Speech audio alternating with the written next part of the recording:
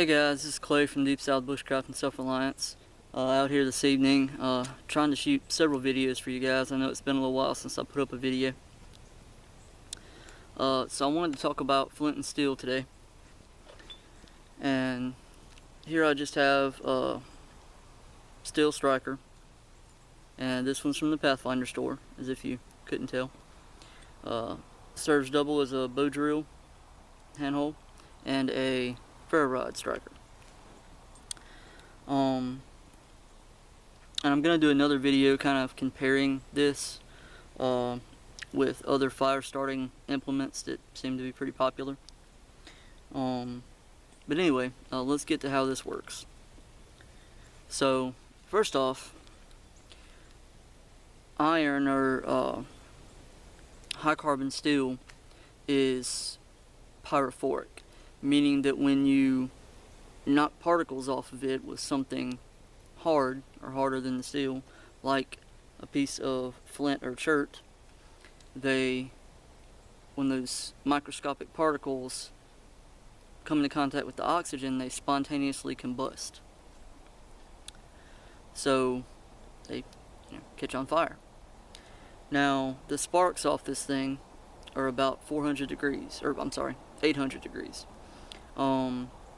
So you really need some type of medium in between that and your tinder bundle, like tinder fungus, if you have that around your area. I really don't, or some type of char. And this has been used arguably since 18, 17, 1600s, really before. Otzi the Iceman was found in the Swiss Alps. He was 5,000 years old, and he had iron pyrite particles and flint and charred plant material. That tells me Otzi was using flint and steel. And I'm sure somebody's going to argue with me on that and say he had that for some other reason, but it would make sense that, if Otzi had those things, he would use those things together to make fire. People think, oh, as cavemen, they're really stupid. When you look at the things they had and the things they were able to do with what they had, pretty smart. In a lot of ways, probably a lot smarter than us. So anyway, what we want to do, and I'm going to adjust this a little bit. What we want to do is take glancing blows with our chert or flint,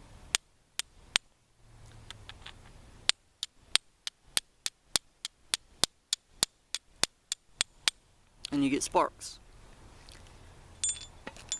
So we take our char tin with our charred material in it. I'm going to zoom in a bit for you guys. And in here I've got some charred inner pith, a little bit of punk wood, and some char cloth in here. And I'm just going to use a piece of char cloth because you'll be able to see it easy. And we'll talk about making char in another video. But we're just going to hold that right over it.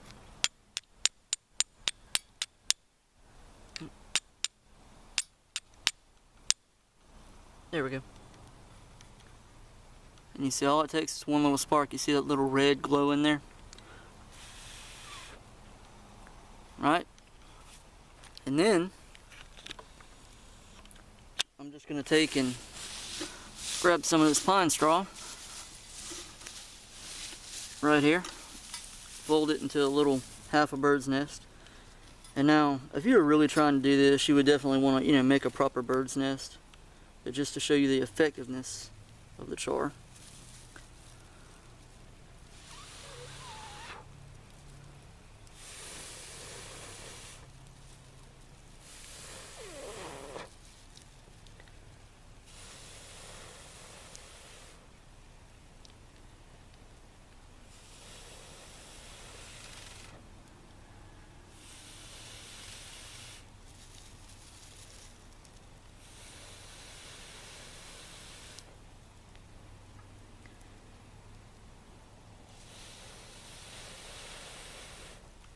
And after I start getting good smoke like that, I can blow a little bit harder and a little bit more steady for a longer period of time.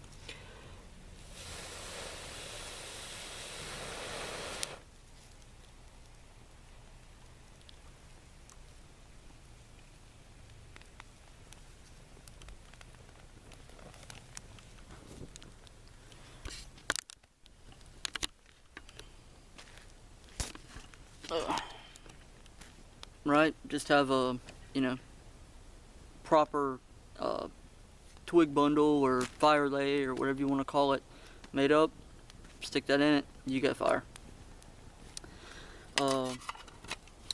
And that was just, you know, some pine straw right off the ground. You know, char is great for, you know, getting your fire started.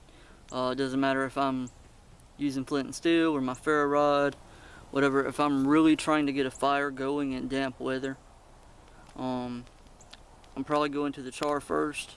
If I have to, I always have some emergency wet fire or something like that. But, you know, I don't think I've ever had to use it. You know, char will usually get you done. So anyway, that's flint and steel, guys. Like I said, you just need some char. And we'll talk more about this in the comparison of different fire methods video that I'm going to try to shoot here in just a few minutes.